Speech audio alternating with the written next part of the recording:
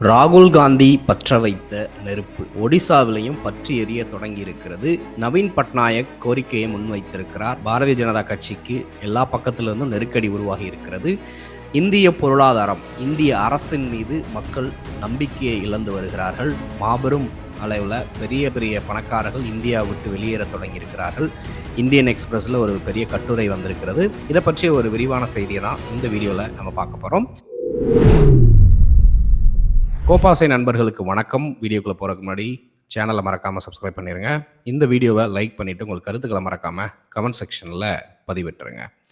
ராகுல் காந்தி அவர்கள் தொடர்ந்து சாதிவாரி கணக்கெடுப்பு எடுக்கணும், சமூக நீதி அடிப்படையில் பெண்களுக்கு, எஸ்சி எஸ்டி பிரிவினருக்கு, ஓபிசி பிரிவினருக்கு சமமான வகையில் அவர்களுக்கு உரிமைகளும் அவர்களுக்கு தேவையான அனைத்து சட்டங்களையும் வழிவகை செய்து அவர்களுடைய உரிமைகளை அவங்ககிட்ட நியாயமான முறையில் கொடுத்தாகணும், டிரான்ஸ்பரண்ட்டாக இருக்கணும் அப்படிங்கிற ஒரு விஷயத்தை இந்தியா முழுக்க தொடர்ந்து வலியுறுத்திக்கிட்டு வராரு. ஏற்கனவே பீகாரில் லல்லு பிரசாத் யாதவ், தேஜஸ்வி யாதவ் போன்றவங்க அதை கிட்டத்தட்ட இம்ப்ளிமெண்ட் பண்ணிட்டாங்க. ஏன்னா என்னைக்கு நிதிஷ்குமார் கூட கூட்டணியில் இருக்கிறப்ப இப்போ இந்த சாதிவாரி கணக்கெடுப்பு அப்படிங்கிற ஒரு கோரிக்கை பாஜகவுக்கும் ஆர்எஸ்எஸ் அமைப்புக்கும் ஒரு நெருக்கடியை கொடுக்குது அப்படிங்கிறத பார்க்குறோம். ஏற்கனவே மோகன் பகவத் வாயிலிருந்தே சாதிவாரி கணக்கெடுப்புக்கு எங்களுக்கு பிரச்சனை இல்லை அப்படின்னு சொல்ல வைக்கிற அளவுக்கு ராகுல் காந்தி அவர்களுடைய ஸ்ட்ராட்டஜி கடந்த தேர்தல், நாடாளுமன்ற தேர்தலில் சக்ஸஸ்ஃபுல்லாக இதாக இருக்குது அப்படின்னே சொல்லலாம். அந்த அளவுக்கு ஒரு அழுத்தத்தை பாஜகவுக்கு கொடுத்துருக்கிறாரு. என்னதான் பாஜக மற்ற விஷயங்களை வச்சு இந்த சாதிவாரி கணக்கெடுப்பு அப்படிங்கிற விஷயத்தை டைவர்ட் பண்ண நினச்சாலும் இன்றைக்கு பாரதிய ஜனதா கட்சிக்கு எதிராக கொள்கை அடிப்படையில், சித்தாந்த அடிப்படையில் எதிர்க்கட்சிகள் போராட தொடங்கிட்டாங்க அப்படின்னே சொல்லலாம்.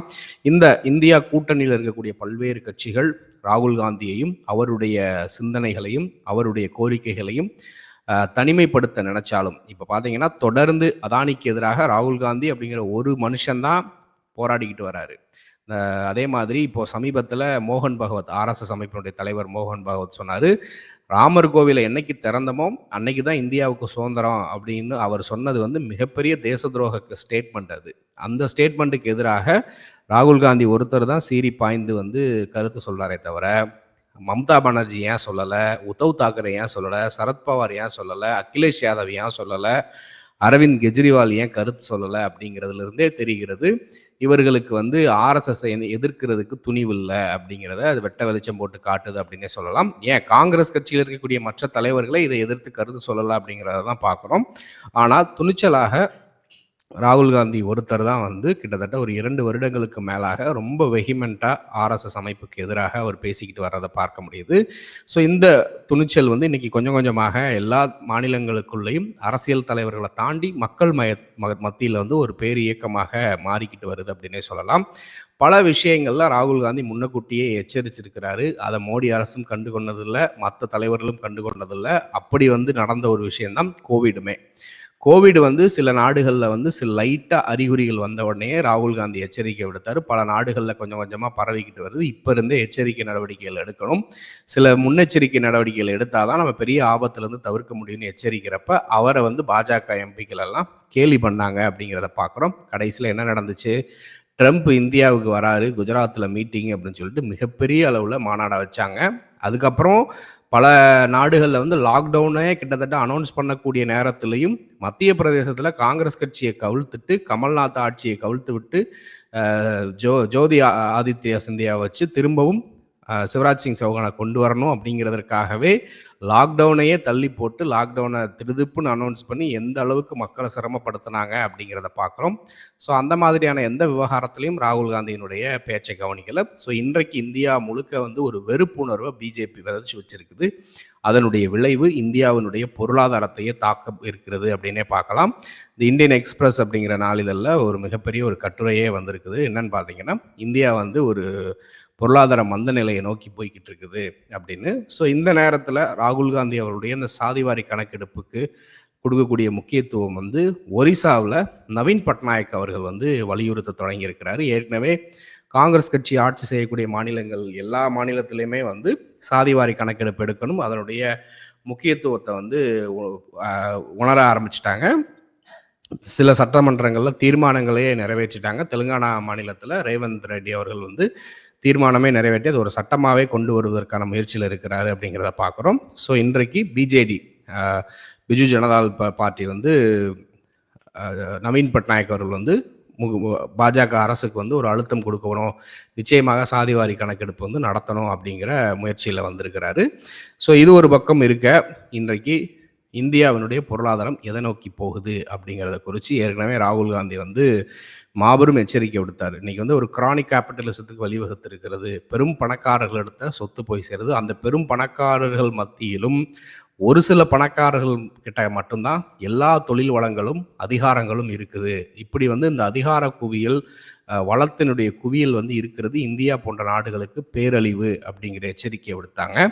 இன்றைக்கு ஜிஎஸ்டி, டிமானிட்டைசேஷன், முறையற்ற லாக்டவுன் அனௌன்ஸ் பண்ணது, இது எல்லாமே காம்பவுண்டிங் எஃபெக்டாக இப்போ வந்து வரிசையாக நிற்கிது அப்படின்னு சொல்லப்படுது. இனி வரக்கூடிய காலங்கள்லையும் பெரிய அளவுக்கு பாதிப்புகள் இருக்கும் அப்படின்னு எச்சரிக்கை விடுக்கிறாங்க. காரணம் என்னென்னா, இந்தியாவினுடைய க்ரோத் ரேட்டே வந்து பார்த்திங்கன்னா கம்மி பண்ணி சொல்லியிருக்கிறாங்க. ஃபினான்ஷியல் இயர் 2025 வந்து 8.2% இருக்குன்னு கணிச்சது இப்போ என்ன சொல்கிறாங்க, 6.4 அது குறைஞ்சிரும் அப்படின்னு சொல்கிறாங்க. இதுவே வந்து மிகப்பெரிய ஒரு அளவில் ஒரு பேரிடியாக தான் இந்தியன் எக்கானமிக்கு இருக்குது அப்படின்னு சொல்கிறாங்க. இதை ஒட்டி இன்னும் பல்வேறு விஷயங்களை வந்து ஒரு எச்சரிக்கையாக சொல்கிறாங்க. என்ன அப்படின்னு பார்த்தீங்கன்னா, ஹை நெட்வொர்த் இண்டிவிஜுவல் இருப்பாங்க இல்லையா, அதிகப்படியான சம்பளம் வாங்கக்கூடியவங்க, இல்லை அதிகப்படியான சொத்து வைக்கக்கூடியவங்க நிறைய பேர் இப்போவே இந்தியாவை விட்டு வெளியேற தொடங்கிட்டாங்க. அதற்கு காரணம் வந்து இந்தியா வந்து ஒரு மந்த நிலையை நோக்கி போகுது, நம்ம இப்பயே முன்னெச்சரிக்கை நடவடிக்கை எடுக்கணும் அப்படின்னு சொல்கிறாங்க. டாலருடைய வேல்யூவும் பார்த்தீங்கன்னா 86% 86.24 அப்படின்னு ஒவ்வொரு நாளும் ஏற்ற இறக்கத்தோடு இருக்கிறது. இந்த ஒரு 3-4 மாதத்தில் மட்டுமே கிட்டத்தட்ட 2.5 ரூபாய் வந்து அதிகரிச்சிருக்கு அப்படின்னே சொல்லலாம். முன்னாடி வந்து 84 ரூபாய் இருந்தது, 83 ரூபாய் இருந்தது, இப்போ 86 ரூபாயாக மாறி இருக்கிறத பார்க்க முடியுது. இதே மோடி அவர்கள் தான் சொன்னார், நான் ஆட்சிக்கு வந்துட்டால் டாலரெல்லாம் காணாமல் போயிடும், 40 ரூபாய்க்கு கீழே வந்துடும், இந்திய ரூபாயை வந்து நான் வலிமைப்படுத்திடுவேன்.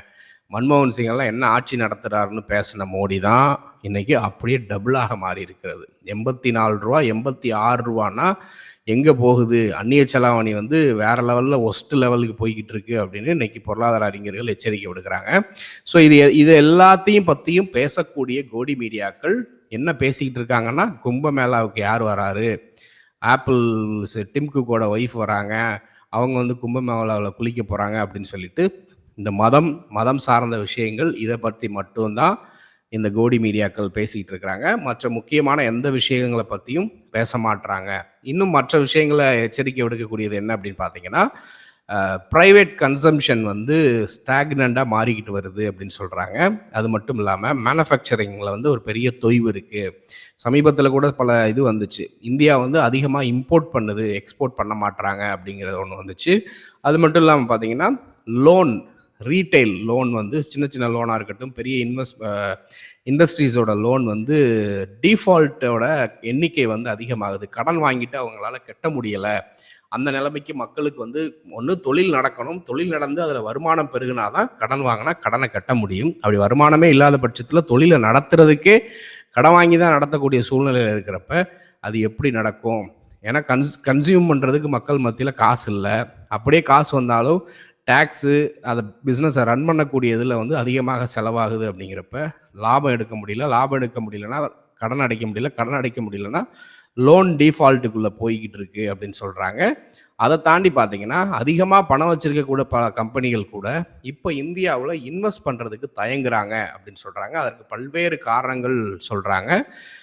பிஜேபிக்கு ஆதரவாக இருக்கக்கூடிய பல பிஸ்னஸ் பீப்புளே சொல்கிறாங்களாம், இன்றைக்கு வந்து இது வந்து எக்கானமி வந்து ஒரு மோசமான நிலைமையை போய்கிட்டு இருக்குது, இந்த நேரத்தில் இந்தியாவில் போய் நம்ம இன்வெஸ்ட் பண்ணால் போட்ட பணத்தை எடுக்க முடியாது அப்படிங்கிற மாதிரி ஒரு எச்சரிக்கை விடுக்கிறதாக சொல்கிறாங்க. இது எல்லாத்தையுமே ராகுல் காந்தி முன்னாடியே எச்சரிக்கை விட்டுருக்கிறார். இப்போ அதானி அம்பானி கிட்ட மட்டுமே எல்லா கான்ட்ராக்டுக்கும் போகுது, மற்ற யாருக்கும் கான்ட்ராக்ட் கொடுக்க மாட்டீங்க அப்படின்னா மற்ற தொழில்கள் எப்படி வளரும்? ஒட்டுமொத்த இந்தியாவுக்கும் பார்த்தீங்கன்னா வெறும் சூப்பர் மார்க்கெட்டு, மால்ஸு, பெரிய பெரிய இண்டஸ்ட்ரீஸ் மட்டும் கட்டினீங்கன்னா சிறு குறு தொழிலாளர்களுடைய நிலைமை என்ன ஆகும்? அவர்கள் யாருக்கிட்ட வேலைக்கு போவாங்க?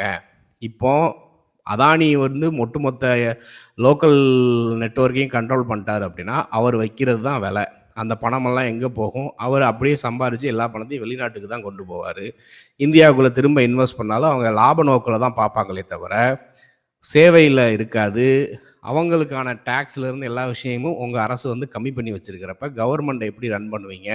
ஒரு முட்டாள்தனமான பாலிசிஸை கொண்டு வந்துட்டு இன்றைக்கி இந்தியன் எக்கானமியும் சிரமப்படுத்தி வச்சுருக்கீங்க.